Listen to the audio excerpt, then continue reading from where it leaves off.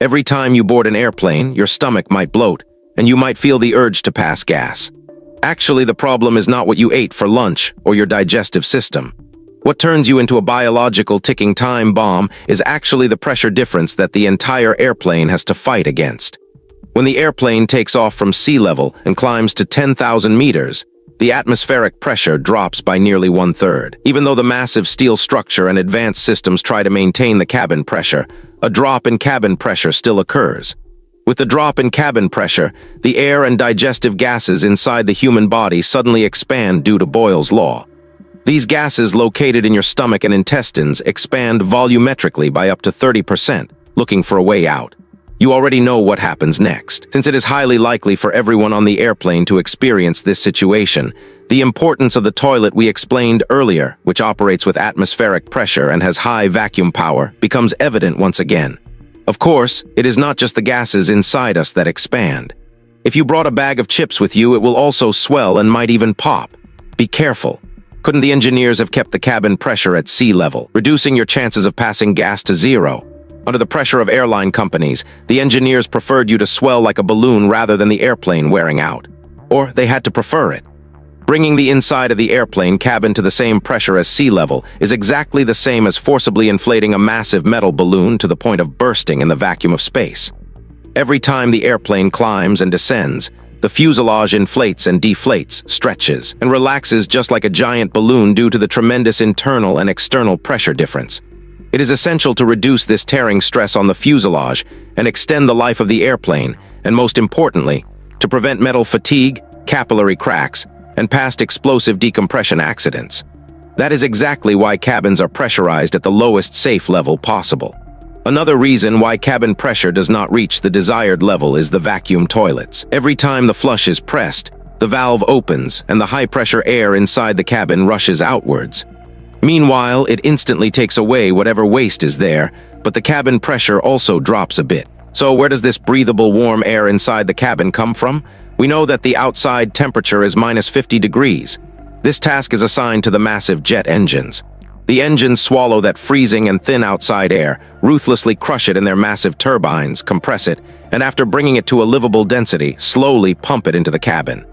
This situation steals from the engine efficiency, even if only slightly. However, considering that hundreds of people inside are constantly breathing and passing gas, the decrease in efficiency can be ignored. Why do airplanes insist on flying so high that it causes our intestines to swell? First, to ensure a safe flight by rising above the troposphere layer where natural events like storms and rain occur. The second and main reason is fuel and money savings. As we said before, at 3,000 feet, the air density is only 1/3 of that at sea level, meaning the airplane moves forward by hitting fewer molecules. This allows it to glide, consuming less fuel. At this altitude, the airplane can go 70% faster with the same power. At that altitude, while the airplane is exposed to less friction, the engines also work more efficiently with the cold air. The colder the air, the more torque and thrust the jet engines produce. In other words, that freezing -50-degree outside temperature, which is a complete disaster for us, is like a doping for those thousands of horsepower jet engines. Engineers have created the unstoppable evolution of aviation by turning even the most ruthless conditions of nature in favor of the engines. If you liked our videos where we explain the working principles of airplanes and the world's largest machines with simple 3D models, do not forget to subscribe. While there are such terrifying differences between the inside and outside of the airplane, the doors actually being completely unlocked is not an urban legend. Theoretically, anyone inside the airplane could pull that lever down and open the door. In fact, disaster scenes in some movies are based on this system. This, of course, is an indication that engineers are once again cooperating with nature rather than fighting against it. If you have a pulling power of 9 tons, you can open this door too. So how does this happen? Engineers designed those doors not as simple metal plates, but as massive plugs fitted from the outside in, with the inner part wider than the outer part. When reaching a high altitude, the pressure inside the cabin applies immense pressure to the door, making it impossible to open. That is why there is no need to install a lock and a passcode.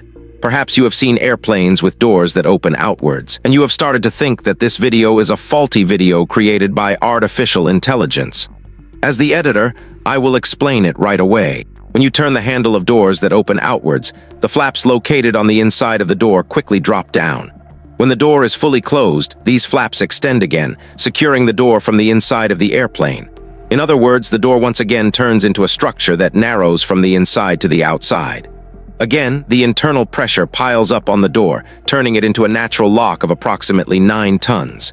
In May 2023, a passenger managed to open the airplane door. The reason for this is that it was a moment when the airplane was very close to the ground during landing. When the airplane is at cruising altitude, only the Hulk could do such a thing. And even that is not certain. You might think that the food given to you in return for the airplane tickets you bought by paying hundreds of dollars does not taste good. However, this is also partly related to the air that the jet engines pump into the airplane. The air pumped into the cabin is very dry. It is even drier than the Sahara Desert, having a humidity level of 5%. This dryness dries out the nasal passages, dulling the sense of smell and consequently the sense of taste. Low cabin pressure also causes the intensity of salt and sugar to be felt less.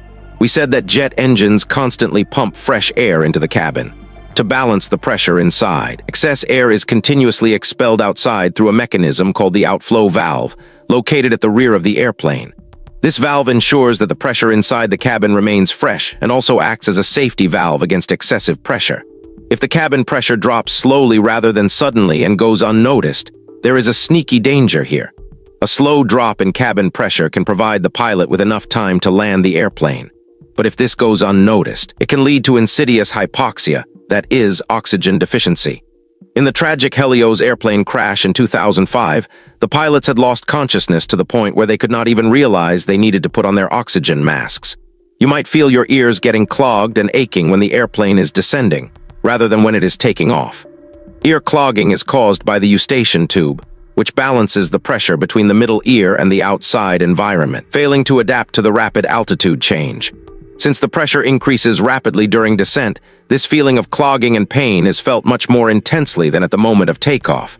Sitting motionless on an airplane for a long time, combined with low pressure, slows down blood circulation. This can lead to edema in the legs and feet, and in serious cases, blood clotting risks. Moreover, high cabin noise stimulates a nerve that carries taste information from the tongue to the brainstem and passes right behind the eardrum.